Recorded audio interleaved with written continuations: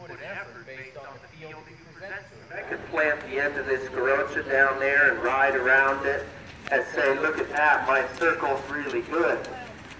But the reality is my arm is making adjustments for me instead of my horse making those adjustments. If I were to, say, try to lock my hand on this saddle horn and watch the end of that pole, I'm going to see just how off my circle is as far as accuracy goes.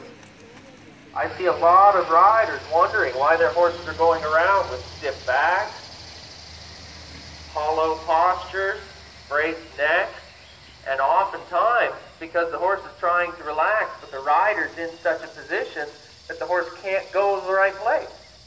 He physically cannot go to the right place. So we'll talk some about that. If I were to ask Amy to step now, she can't really step when that foot's bearing weight, can she?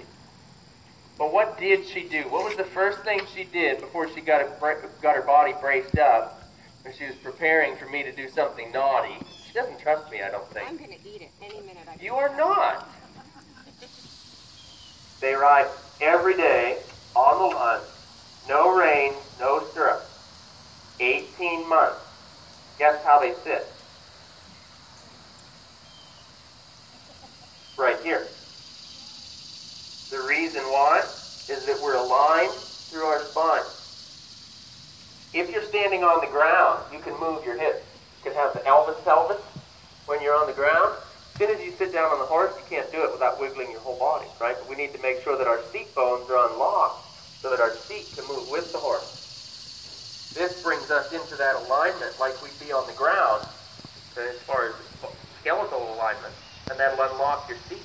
So we've got the underarm carry, and then we've got the shoulder carry. He's such a good boy. There you go. These are the shoulder carry. Absolutely. You're walking around, think about that moment of thrust and ask the horse to step through the haunches, half a circle to the outside. So we're saying move that leg now under the body, now under the body, now under the body. Okay. As a way to change direction. I want my seat not to be independent of the horse. I want my seat to be part and parcel of the horse. My legs are like an outer set of ribs. Right? I want my hips to be a part of the horse's back. I'm a vertical addition to a horizontal spine. Okay? I don't want to be a foreign object. So again, we talk about an independent seat, and that's great. That's the beginning. That's the prerequisite. We need an independent seat first. But an independent seat sits on a horse. An integrated seat sits in a horse.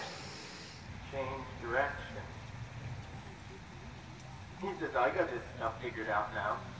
We'll let it rest behind the neck. Spiraling in, rolling around. Spiral in, so you're going to leg heeled in, making your circle smaller. Allow the pole to come up over your shoulder behind the nape of your neck. Just like that, yeah? Good. Now ride in a little closer, and now leg heeled out a little farther. Keep it on the nape of your neck, and put your right hand on your hip. Oh, let it go over your neck again. There you go, Dominique. Yeah. So ride it up over the nape of your neck again. There you go. And now put your hand on your hip. Yep. Just put your hand on your hip. Keep the pole over your neck, like Dominique's got going on right there.